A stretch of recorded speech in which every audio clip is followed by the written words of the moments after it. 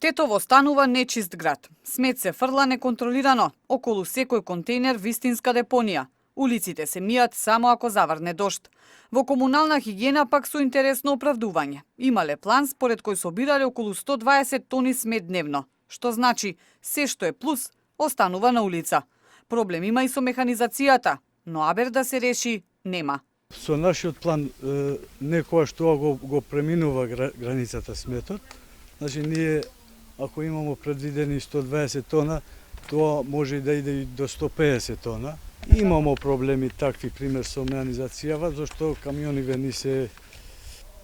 не ни се баш у најдобра состојба. Пример имамо дефекти чести тамо-вамо.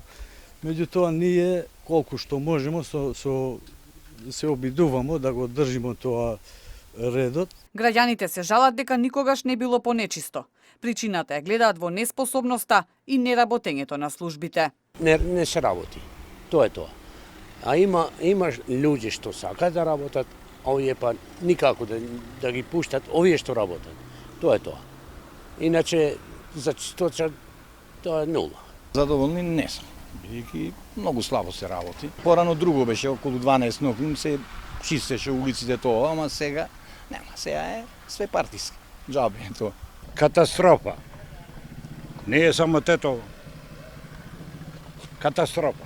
Проблемите со менаџирањето на отпадот во Тетово, наместо да се решаваат, само се трупаат, исто како и сметот на претоварната станица во близина на село Фалише.